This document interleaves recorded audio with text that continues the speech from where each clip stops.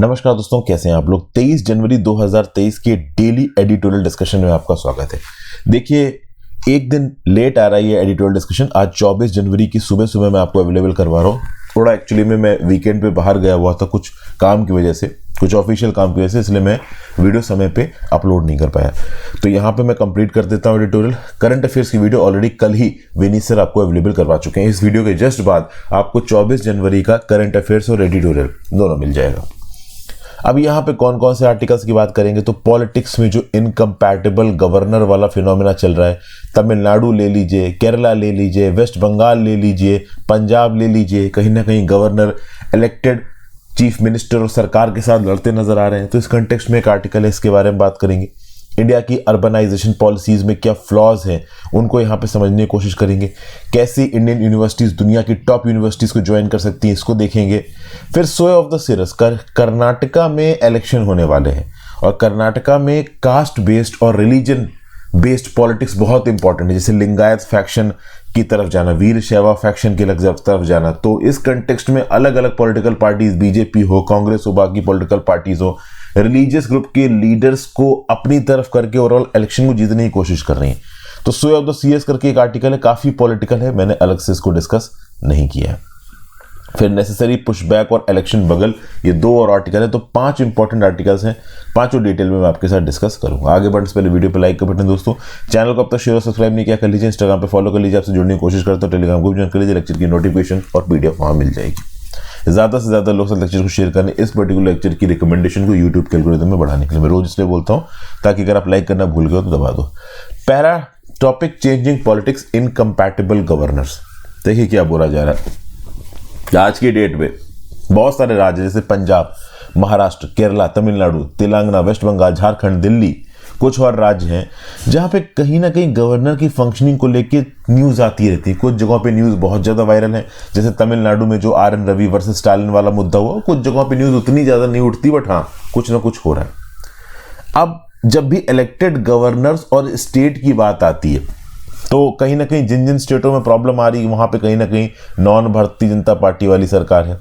दूसरा, कहीं ना कहीं गवर्नर्स जब इलेक्टेड गवर्नमेंट के अगेंस्ट कॉन्ट्रेरियन इंटरवेंशन लेते हैं, तो वो यूनियन गवर्नमेंट की ताकत के बिहाफ पे लेते हैं और ये बोलते हैं कि मुझे तो कॉन्स्टिट्यूशनल रिस्पॉन्सिबिलिटी दी गई है, मैं इस रिस्पॉन्सिबिलिटी को निभाऊंगा।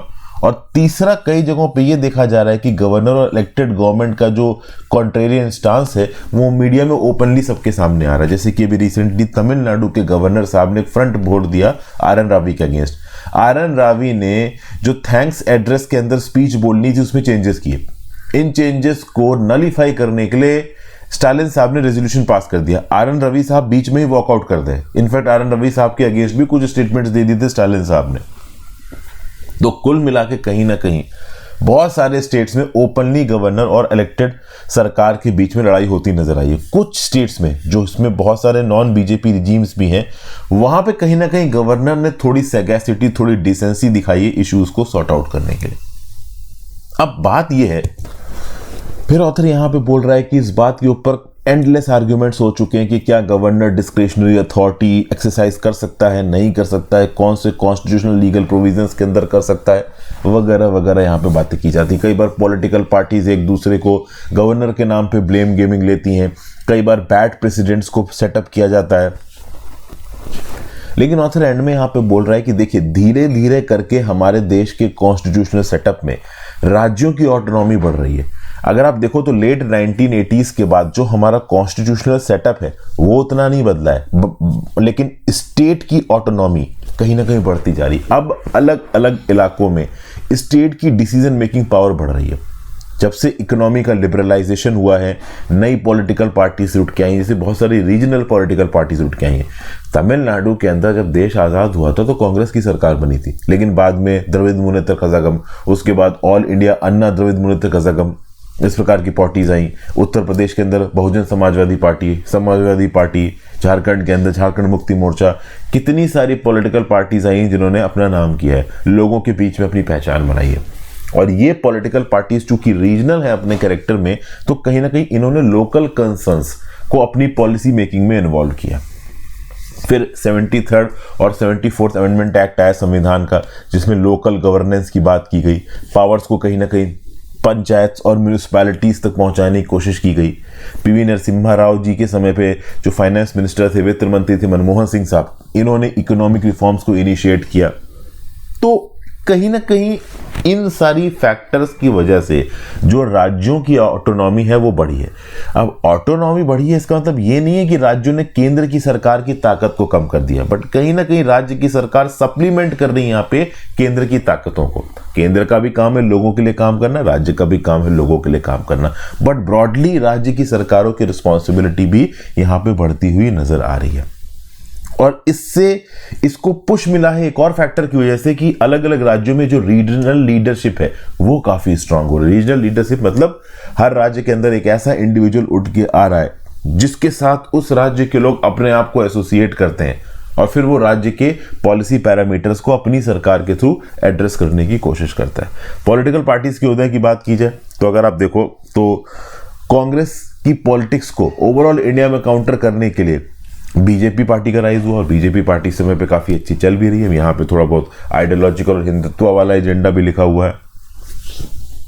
तो कुल मिला के बहुत सारे डाइवर्स पॉइंट्स को जोड़ के यहाँ पे ऑथर ने एक आर्टिकल बना दिया है। फिर ऑथर बोल रहा है कि जिन राज्यों में गवर्नर अपनी राज्य इलेक्टेड सरकार से लड़ रहे हैं वहां पे ओवरऑल एक अच्छा प्रेसिडेंट सेटअप नहीं हो रहा है। अगर किसी गवर्नर को यह लगता है कि वो इलेक्टेड गवर्नमेंट के रिस्पेक्ट से लोगों के लिए ज्यादा कुछ कर सकता है या अपने आप को इलेक्टेड गवर्नमेंट से ज्यादा मानता है तो वो गलत है। और गवर्नर अगर कॉन्स्टिट्यूशनल प्रोविजंस को इन्वोक करते हैं अपने एक्शंस को डिफेंड करने के लिए तो एक शिबुलत हो जाता है। शिबुलत बेसिकली एक प्रकार की आइडियोलॉजी होती है। एक ग्रुप या एक इंडिविजुअल अपने किसी काम के साथ अपने आप को एसोसिएट करके उसको अपना ट्रेडमार्क दिखाने की कोशिश करता है, तो इसको शिबुलत बोला जाता है। तो ये कुछ डीप पॉइंट्स यहाँ पे ऑथर देने की कोशिश कर रहे हैं। As a constitutional head of the state, directive principles of state policy के अंदर भी कहीं ना कहीं ये लिखा हुआ है कि गवर्नर को अपनी सरकार के साथ इंगेज करके लोगों की भलाई के लिए काम करना है। बट इसका मतलब ये नहीं कि गवर्नर अपना ही राज चलाने लग जाए, गवर्नर अपने बिहाफ पे कुछ भी करता रहना पड़ जाए। अब क्या होता है कि हमारे देश की पॉलिटिक्स में केंद्र की सरकार कई बार एल्डरली पॉलिटिशियंस जिनको एमपी नहीं बना सकते, ओवरऑल आप कह लो मिनिस्टर नहीं बना सकते, हायर पोस्ट नहीं दे सकते, उनको गवर्नर बना के भेज दिया जाता है। या फिर वो रिटायर्ड ब्यूरोक्रेट्स जिन्होंने कहीं ना कहीं प्रो सरकार काम किया है उनको गवर्नर बना के भेज दिया जाता है। लेकिन ये अप्रोच सही नहीं है। कहीं ना कहीं इस अप्रोच को बदलने की जरूरत है। गवर्नर्स को अपने पॉलिटिकल स्टांस में न्यूट्रल होने की जरूरत है। इलेक्टेड राज्य सरकार की मदद करके लोगों की भलाई ढूंढने की जरूरत है। तो ये इस पर्टिकुलर आर्टिकल को हमने ढंग से समझा। अगला, A reminder of the flaws in India's urbanization policy। ये यहाँ पे क्या बताया जा रहा, एक रिपोर्ट रिलीज की गई है वर्ल्ड बैंक के द्वारा, नवंबर 2022 में रिलीज हुई थी कि एक्चुअली में इंडिया में अर्बन जो इंफ्रास्ट्रक्चर है इसकी फाइनेंसिंग से रिलेटेड है और किस प्रकार से प्राइवेट इन्वेस्टमेंट्स अर्बन प्रॉब्लम्स को सॉर्ट आउट कर सकते हैं, इसके ऊपर फोकस करती है। अब क्या भाई देखिए, 1990s से अगर बात की जाए तो यूनाइटेड प्रोग्रेसिव अलायंस का जो आप कह लो अर्बनाइजेशन का प्रोग्राम रहा है, उसके बाद स्मार्ट सिटी मिशन आया सरकार का। अभी तक अर्बन सेक्टर में जो भी अर्बनाइजेशन से रिलेटेड पॉलिसी रही है, चाहे इससे पहले की कांग्रेस की सरकार रही हो या बीजेपी की सरकार रही, उसमें क्या फ्लॉज रही है, क्या गड़बड़ रही है, इसको तिकंदर सिंह पनवार साहब यहाँ पे पॉइंट आउट कर रहे हैं। और अभी तक का जो रिफॉर्म प्रोसेस है, क्या वो प्राइवेट कैपिटल को इंडिया के अर्बन इंफ्रास्ट्रक्चर में खींच पाया है? तो ये बोल रहे हैं नहीं खींच पाया है। देखिए 3 डेकेड्स हो चुके हैं रिफॉर्म, मतलब 1991 में जो रिफॉर्म शुरू हुए थे एलपीजी रिफॉर्म्स, इनको शुरू हुए ऑलमोस्ट 3 डेकेड्स, 30 साल से ऊपर हो चुका है। और देखा जाए तो इंडिया के अर्बन कैपिटल एक्सपेंडिचर को फाइनेंस करने के लिए कितना परसेंट पैसा कहां से आ रहा है? तो केंद्र की सरकार से 48%, राज्य की सरकार से 24% और सिटी गवर्नमेंट से 15%। फिर जो पब्लिक प्राइवेट पार्टनरशिप प्रोजेक्ट्स हैं वो ओवरऑल अर्बन फाइनेंसिंग का 3% देते हैं। कॉमर्शियली उधार उठा के 2% लिया जाता है। तो ये कैपिटल एक्सपेंडिचर्स में कितना पैसा कहां से आ रहा है इसका एक ब्यौरा दिया गया है। फिर अगर आप देखें तो अलग अलग रिपोर्ट ने अलग अलग एस्टिमेट्स दिए हैं कि इंडिया की अर्बन फाइनेंसिंग के लिए कितने पैसे की जरूरत है।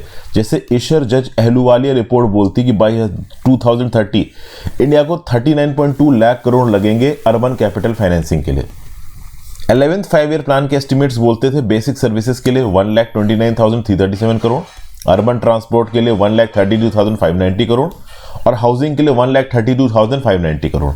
मैकेंसी की जो रिपोर्ट आई अर्बनाइजेशन को लेके वो इस फिगर को कोट करती है 1.2 ट्रिलियन डॉलर्स, यानी कि 90 लाख करोड़।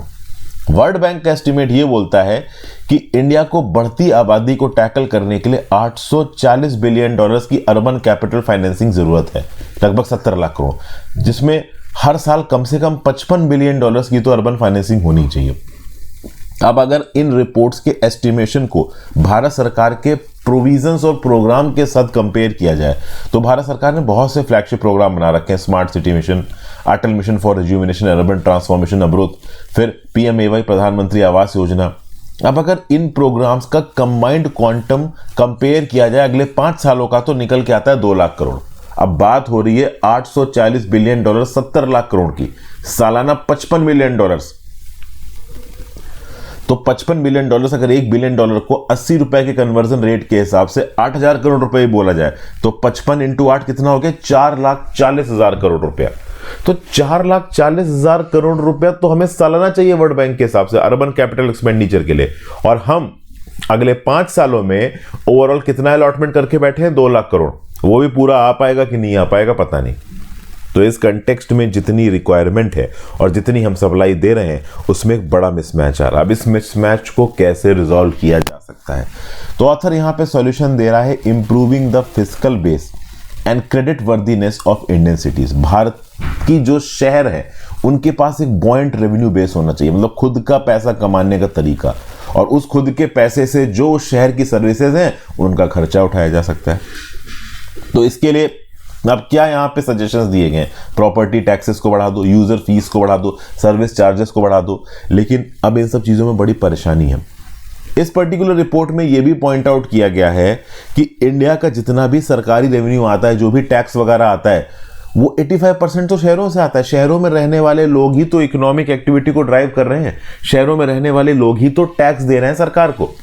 तो ऑलरेडी भारत सरकार का 85% रेवेन्यू तो शहरों से ही आ रहा है। अब इन्हीं शहरों के रेजिडेंट के ऊपर तुम और प्रॉपर्टी टैक्सेस और 10 प्रकार के सर्विस चार्जेस डाल दोगे तो क्या वो सही है?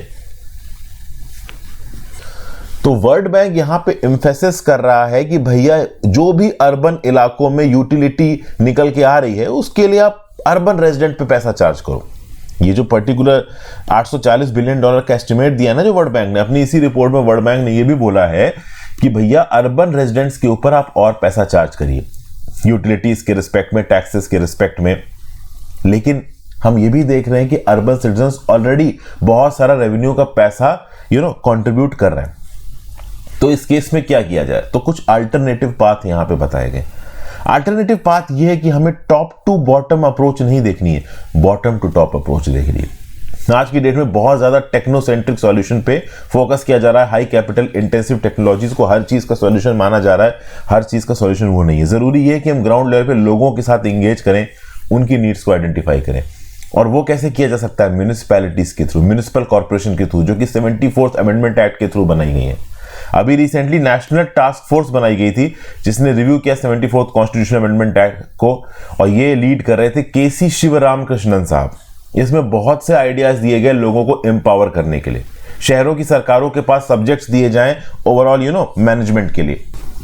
फिर ये बोला गया कि शहरों के लोगों से जो इनकम टैक्स वसूला जाता है उसका 10% इनकम टैक्स सीधे सीधे शहरों की सरकार को आप वापस कर दो।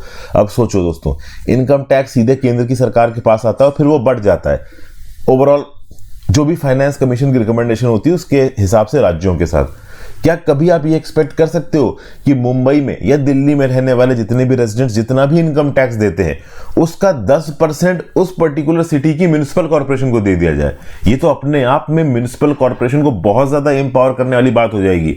बट पैसा कौन देना चाहता है? राज्य की सरकार और केंद्र की सरकार बोलेंगे कि हमारे पास खुद ही पैसों की कमी, हम आपको कैसे दे दें? तो कहीं ना कहीं अर्बन इंफ्रास्ट्रक्चर लिंक्ड है अर्बन गवर्नेंस से, और अर्बन गवर्नेंस बहुत से देश के अर्बन इलाकों में हिली हुई है। 74th अमेंडमेंट एक्ट को उसके एसेंस में इंप्लीमेंट नहीं किया जा रहा है। कहीं ना कहीं शहरों के अंदर जो भी अर्बन म्युनिसिपल बॉडीज हैं वहां पर रेगुलर इलेक्शंस नहीं होते, फाइनेंसेस, फंक्शंस, फंक्शनरीज ये प्रॉपर तरीके से डिफाइंड नहीं है। कई बार देखा जाता है कि शहरों को पैरास्टैटल्स चलाते हैं। पैरास्टैटल्स मतलब जिनके पास पॉलिटिकल अथॉरिटी है, ठीक है ना, रूलिंग पॉलिटिकल पार्टी से एसोसिएटेड है, कोई रूलिंग पार्टी का चहेता ब्यूरोक्रेट है जिसको वहां का सिटी एडमिनिस्ट्रेटर बना दिया गया है, समझ गए? जो सिटी गवर्नमेंट्स होती हैं, जो म्यूनिसिपैलिटीज होती हैं, जो म्यूनिसिपल कॉर्पोरेशंस होती हैं, उनका काफी कम रोल होता है। देखिए, ऐसा नहीं है कि देश में कहीं पे म्यूनिसिपल कॉर्पोरेशन ठीक तरीके से काम नहीं कर रही है। आप नवी मुंबई म्यूनिसिपल कॉर्पोरेशन देख लो, बॉम्बे म्यूनिसिपल कॉर्पोरेशन देख लो, दिल्ली म्यूनिसिपल कॉर्पोरेशन देख लो, ये सब कहीं ना कहीं अच्छा काम कर रही हैं, बट जो इनका पोटेंशियल है वो पोटेंशियल यहाँ पे मीट नहीं हो पा रहा। तो वर्ल्ड बैंक ने अपनी रिपोर्ट के 69 पेज पे लिखा है, as an example state level management of urban water and sewerage functions may be devolved in a time bound manner. An improved urban legal framework that includes a stable and certain fiscal transfer regime accords financial power to urban local bodies along with attendant rules regulations will determine medium to long term scale of investment. भाई सबसे बड़ी जो परेशानी बताई जा रही है finances के रिस्पेक्ट में लीगल रिस्पॉन्सिबिलिटी को सेटअप करना, मतलब पैसा एश्योर्ड वे में इन राज्य की लोकल बॉडीज के पास पहुंचना चाहिए, बट एक्चुअली में पहुंचता नहीं है। और ये अपने आप पे एक बहुत बड़ी प्रॉब्लम है जिसको अभी तक हम रिजॉल्व नहीं कर पाए और वो कहीं ना कहीं सिटी एडमिनिस्ट्रेशन को अफेक्ट कर रहा है। तो नो डाउट इंडिया में अर्बनाइजेशन बहुत तेजी से हो रहा है, लेकिन इस अर्बनाइजेशन के अंदर एक्चुअली में जिस बॉडी के पास ताकत होनी चाहिए सिटी गवर्नमेंट, उनके पास ताकत पहुंच नहीं रही। ताकत कहीं ना कहीं पॉलिटिकल मास्टर्स ब्यूरोक्रेट्स के हाथ में है और वो सही तरीके से इस्तेमाल नहीं होती। और इसी कंटेक्स्ट में एक एग्जाम्पल भी दिया गया है। 2016-17 में शिमला का जो वाटर वर्क्स था, greater Shimla water supply and sewerage circle, वो पहला शिमला म्युनिसिपल कॉर्पोरेशन के अंदर आता था, बैंक का लोन आया। बाद में इसको ट्रांसफर कर दिया गया, मतलब इसको बदल दिया गया, इसका नाम रख दिया गया शिमला जल प्रबंधन निगम लिमिटेड, और ये सीधे सीधे एक board of directors Himachal Pradesh की सरकार के अंदर आ गया, शिमला म्युनिसिपल कॉर्पोरेशन से बाहर निकल गया। तो ये एक ऐसा एग्जाम्पल है जो कि बताता है कि कहीं ना कहीं जो म्युनिसिपल सर्विसेज, लोकल बॉडीज जो होती हैं, जो सर्विसेज प्रोवाइड करती हैं, जैसे पानी की सर्विस प्रोवाइड करना, सफाई की सर्विस प्रोवाइड करना, हेल्थ की सर्विस प्रोवाइड करना, ये कहीं ना कहीं लोकल गवर्नमेंट की जिम्मेदारी होती है। अगर ये लोकल गवर्नमेंट से छीन के आप पॉलिटिशियंस या फिर कह लो ब्यूरोक्रेट्स के हाथ में रखोगे तो कहीं ना कहीं लोकल मैनेजमेंट बिगड़ेगा। ये समझाया गया through an example of great Shimla water supply and sewerage circle, जो कि पहले शिमला म्युनिसिपल कॉर्पोरेशन के अंदर आता था, फिर इसको बदल दिया गया एक कंपनी में शिमला जल प्रबंधन निगम लिमिटेड, जो कि सीधे पॉलिटिकल इन्फ्लुएंस के अंदर आ गई, म्युनिसिपल कॉर्पोरेशंस की एम्बेड से बाहर हो गई। Next news, it's time for India's universities to join the world. देखिए, इंडिया G20 प्रेसिडेंसी को ज्वाइन कर रहा है और देखा जाए तो ये बिल्कुल सेट टाइम है जब इंडिया दुनिया के एकेडमिक कम्युनिटी को ज्वाइन करे एज अ मेजर प्लेयर। देखिए, इंडियंस ऑलरेडी टॉप साइंटिस्ट और एकेडमिशियंस की तरह माने जाते हैं पूरी दुनिया के अंदर। बहुत सारे यूनिवर्सिटी लीडर, बहुत सारे की लीडर्स टेक्नोलॉजी में, देख लो आप इंडियंस है, सुंदर पिचई की बात कर लियो, सत्य नदेला की बात कर ली जाए। इंडिया अपने आप को एकेडमिक सिस्टम में बहुत पॉजिटिवली प्रोजेक्ट करने की कोशिश कर रहा है। ये नेशनल एजुकेशन पॉलिसी जो सरकार ने 2020 में लॉन्च की, इससे भी हमें पता चलता है हम लोग रिफॉर्म और इंप्रूवमेंट लाने की कोशिश कर रहे हैं अपने एजुकेशनल सिनारियो में। इंडिया धीरे धीरे करके ग्लोबल एकेडमिक सीन में विजिबल हो रहा है, ठीक है, और इसको और विजिबल करने का एक एक्सीलेंट तरीका है G20 की प्रेसिडेंसी को strengthening research and promoting innovation through richer collaboration में इस्तेमाल करके हम एजुकेशनल फील्ड में अपनी, मतलब कह लो, प्रेजेंस को बढ़ा सकते हैं। इंडिया एक इंपॉर्टेंट इकोनॉमी है, एक इंपॉर्टेंट जियोपॉलिटिकल प्लेयर है। इंडिया का बहुत इंपॉर्टेंट रोल है हायर एजुकेशन में। इंडिया स्टूडेंट्स का एक एक्सपोर्टर है। हमने साइंटिफिक फील्ड्स में बहुत बड़े बड़े नाम दिए हैं दुनिया भर को। इंडियंस बहुत सी कंट्रीज में जाके सेटल्ड हैं, यूरोप में, यूएस में, और वहां के साइंटिफिक सेक्टर को और आप कह लो टेक्नोलॉजिकल सेक्टर को एनरिच कर रहे हैं। और कहीं ना कहीं दुनिया भर के जो बड़े बड़ी कंट्रीज हैं वो इंडियन यूनिवर्सिटीज और रिसर्च इंस्टीट्यूट्स के साथ लिंक भी कर रही हैं। इंडिया का टैलेंट वो कैपिटलाइज करना चाहते हैं। चाइना से डिसएंगेजमेंट हो रहा है बहुत सी वेस्टर्न कंट्रीज का, तो वो इंडियन टैलेंट को कैपिटलाइज करने के मूड में। अब इंडिया दुनिया का सेकेंड लार्जेस्ट एकेडमिक सिस्टम है। One of the world's most complex और little understood academic environment India के अंदर एग्जिस्ट करता है। इंडिया का हायर एजुकेशन सिस्टम बहुत हद तक फ्रेगमेंटेड है। अगर आप देखो तो जो नेशनल एजुकेशन पॉलिसी का फोकस है वो कंसोलिडेशन है, फ्लेक्सिबिलिटी लाना, मल्टीडिसिप्लिनरी एजुकेशन को प्रमोट करना, क्वालिटी को प्रमोट करना। अब क्या है कि इंडिया के जो प्राइवेट सेक्टर कॉलेज और यूनिवर्सिटीज हैं वो ग्रोथ को फ्यूल कर रही है। हाई क्वालिटी जो गवर्नमेंट इंस्टीट्यूशन है जैसे IITs, एम्स, ये एक्सपेंड कर रहे हैं, अच्छे रिजल्ट्स ग्राउंड लेवल पे लाने की कोशिश कर रहे हैं। इंडिया ने नेशनल इंस्टीट्यूशनल रैंकिंग फ्रेमवर्क लेके आए जो कि ओवरऑल अलग अलग इंस्टीट्यूशंस के बीच में कंपटीशन को प्रमोट कर रहा है। इंडिया की जो रैंकिंग है साइंटिफिक पब्लिकेशंस में वो 2010 में 7वीं नंबर थी, 2020 में 3रे नंबर पे आ चुकी है। साइंस और इंजीनियरिंग में जितने PhD एलोकेट किए गए इंडिया उसमें 3रे नंबर पे आता है। इंडिया का जो ग्लोबल इनोवेशन इंडेक्स की रैंकिंग है वो 2014 में 81 थी, 2022 में 40 नंबर पे आ गई, लेकिन अभी भी हम यूएस चाइना से बहुत पीछे हैं। भले ही हम इनोवेशन इंडेक्स में थोड़ा थोड़ा करके ऊपर उठ रहे हैं, लेकिन इंडिया चाइना से काफी पीछे हैं। 2022 में 40 नंबर पे, 2014 में 81 नंबर पे थे।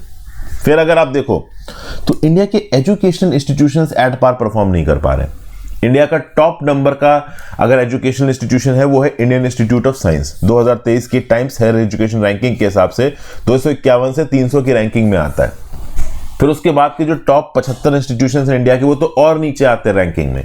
आईआईटीज जिसमें एडमिशन लेने के लिए एक इंडियन बच्चा पागल हो जाए, इतना तगड़ा कंपटीशन है, उसकी रैंकिंग्स बहुत कम है। और उसकी रैंकिंग कम होने की वजह यह है कि ये स्पेशलाइज्ड स्कूल्स की तरह काम करते हैं। आईआईटीज ये कॉम्प्रिहेंसिव यूनिवर्सिटी नहीं है और कहीं ना कहीं अपने एम्बिट में छोटे हैं। और क्या है कि दुनिया भर के उन इंस्टीट्यूट्स को ज्यादा बड़ी रैंकिंग दी गई है जो कि कहीं ना कहीं एक यूनिवर्सिटी की तरह काम करते हैं। तो जब एक इंस्टीट्यूट बड़ा है, अपने एम्बिट में यूनिवर्सिटी की तरह काम कर रहा है, तो ऑटोमेटिकली उसकी जो रैंकिंग होती है इंटरनेशनल रैंकिंग में वो सुधर जाती है। बट आईआईटी बॉम्बे अलग, आईआईटी दिल्ली अलग, आईआईटी खड़गपुर अलग, तो इसके चलते इनकी रैंकिंग बिगड़ जाती है। बट एक्चुअली में जो क्वालिटी ऑफ एजुकेशन है इन आईआईटीज में, वो इनको बहुत बेहतर बनाती है। इनकी रैंक भी बहुत अच्छी होनी चाहिए थी, बट रैंकिंग क्राइटेरिया इंटरनेशनली बहुत अलग तरीके से काम करता है, इसलिए ओवरऑल वो कहीं ना कहीं रैंकिंग में पीछे नजर आते हैं। तो भाई हमें चाइना सीखना चाहिए। चाइना ने पिछले कई डेकेड्स में बिलियंस ऑफ डॉलर्स इन्वेस्ट किए हैं अपनी टॉप यूनिवर्सिटीज में, और आज की डेट में चाइना की यूनिवर्सिटीज टॉप रैंकिंग्स में भी नजर आती हैं। उनका साइंटिफिक आउटपुट भी बहुत जबरदस्त है। हम उसके पास कहीं नहीं है, बट हम अपने एकेडमिक एम्प्लॉयमेंट को इंप्रूव कर सकते हैं, इंटरनेशनल ऑडियंस को अपनी तरफ खींच सकते हैं। और बहुत अच्छी बात है कि कुछ top quality non profit private universities भी सामने आई हैं इंडिया के अंदर, जिसको बहुत सारे फिलैंथ्रोपिकली माइंडेड इंडियंस फंड भी कर रहे हैं। तो इंडियन हायर एजुकेशन सेक्टर में इंप्रूवमेंट है, इसको इंटरनेशनलाइज करके एक ब्रांड बनाने की कोशिश की जा रही है। धीरे धीरे हो रहा है, बट हो रहा है, ठीक है ना। इंडिया के अंदर अंग्रेजी का इस्तेमाल किया जाता है as the main language of science and higher education. तो इससे एक चीज और अच्छी होगी कि जो इंडियंस है वो अंग्रेजी में वेल प्रोफिशिएंट होंगे, तो दुनिया के साथ बहुत प्रॉपर तरीके से इंगेज कर पाएंगे। इंडिया के पास 100 रिसर्च लेबोरेटरीज हैं, ओके, अलग अलग इलाकों में। Council of scientific and industrial research इनको कोऑर्डिनेट करता है। बहुत सारी और सेंट्रल गवर्नमेंट एजेंसीज इनको मदद प्रोवाइड करती हैं। इंडिया की यूनिवर्सिटीज ऑफ साइंटिफिक प्रोग्रेस हमारी सॉफ्ट पावर को पूरी दुनिया में एनहांस कर सकती है, और कहीं ना कहीं नेशनल एजुकेशन पॉलिसी का प्रॉपर तरीके से ग्राउंड लेवल पे इंप्लीमेंट होना जरूरी है। इंडिया G20 के प्लेटफॉर्म को इस्तेमाल करके ये कर सकता है, ओके। तो G20 के प्लेटफॉर्म के अंदर एक तो ये बोला जा रहा है कि एक कॉन्फ्रेंस कंडक्ट करवाई जाएगी इंडिया के अंदर और द लीडर्स ऑफ यूनिवर्सिटीज। तो G20 कंट्रीज में यूनिवर्सिटीज के जो भी लीडर हैं उनको इंडिया के अंदर बुलाया जाएगा एक कॉन्फ्रेंस के अंदर G20 के एम्बिट के थ्रू। ये एक अपने आप में एक अच्छा आइडिया है, ताकि इंटरनेशनल यूनिवर्सिटीज के साथ जो कोऑर्डिनेशन है बढ़े। तो इससे क्या, student to student program, university to university program के इंगेजमेंट के चांसेस बढ़ जाएंगे। प्लस इंडिया के अंदर एक प्रेस्टिजियस स्कॉलरशिप स्कीम को चालू करने की कोशिश की जा रही है। जिस प्रकार से फॉरेन में फुल ब्राइट प्रोग्राम चलता है, उसी प्रकार से टॉप इंडियन स्टूडेंट्स और फैकल्टीज को जो कि फॉरेन यूनिवर्सिटीज में पढ़ा रहे हैं, एक तो उनको इंडिया में, देखिए पहली बात, इंडिया का टैलेंट इंडिया में रिटेन किया जा सके, इसकी कोशिश होना चाहिए, इसके लिए पैसा चाहिए। दूसरा, जो टॉप इंडियन स्टूडेंट्स बाहर देश के पढ़ रहे हैं या फिर बाहर देश के पढ़ा रहे हैं, उनको फाइनेंशियल फंडिंग प्रोवाइड करना, उनको आगे बढ़ने के सारे एवेन्यूज प्रोवाइड करना, ये बहुत ज्यादा जरूरी है। आज की डेट में बच्चा स्ट्रगल करता है, 1 करोड़ का लोन लेता है, फॉरेन में जाके बड़ी मुश्किल से पैसा कमा के उसको भरता है, तो कहीं ना कहीं उसका इंथुजियाज्म खत्म हो जाता है। अगर बच्चे को लगेगा कि हाँ भाई भारत सरकार की तरफ से, हमारे भारत के प्राइवेट सेक्टर की तरफ से उनको मदद मिली, उनके एजुकेशन में उनके खर्चे वगैरह उठाए गए, वो बिना टेंशन के अपनी पढ़ाई पूरी कर पाए, तो डेफिनेटली उनका ही मन करेगा कि वो अपने देश में आके काम करें। आज के देश में लंदन, यूएस में चले जाओ, जितने भी बच्चे वहां पे पढ़ रहे हैं, ज्यादातर आपको किसी ना किसी रेस्टोरेंट में या पेट्रोल पंप पे पार्ट टाइम जॉब करते नजर आएंगे। रीजन बीइंग उनको पैसा कमाना है अपनी लाइफस्टाइल को मेंटेन करने के लिए। तो बेटर ये रहेगा ना कि भारत सरकार की तरफ से उनको एजुकेशनल फंडिंग, रिसर्च वगैरह, स्कॉलरशिप वगैरह प्रोवाइड की जाए, ताकि अपनी पढ़ाई के समय पे वो पढ़ाई पे ज्यादा फोकस कर सके। तो ये सब बातें हैं, केंद्र की सरकार की तरफ से, राज्य की सरकार की तरफ से एक्स्ट्रा एफर्ट मिलना चाहिए, एक्स्ट्रा रिसोर्सेज मिलना चाहिए, इंडियन एकेडमिक कम्युनिटी के अंदर एक रेजुविनेशन आना चाहिए। तो इस प्रकार की बातें यहाँ पे कही जा रही हैं। फिर स्वे ऑफ द सीयर्स, इसके बारे में आपको बता ही चुका हूं। कास्ट मैथमेटिक्स चालू इस समय पे कर्नाटका में फुल फ्लेश्ड, तो उसके बारे में ज्यादा बात नहीं करूंगा। नेसेसरी पुशबैक, यहां पे सुप्रीम कोर्ट के कॉलेजियम ने यूनियन गवर्नमेंट के जो अटेम्प्ट को, जैसे क्या है अभी 3 जज का जो कॉलेजियम है सुप्रीम कोर्ट का, उसने कुछ जजेस के नाम को रीइटरेट किया है।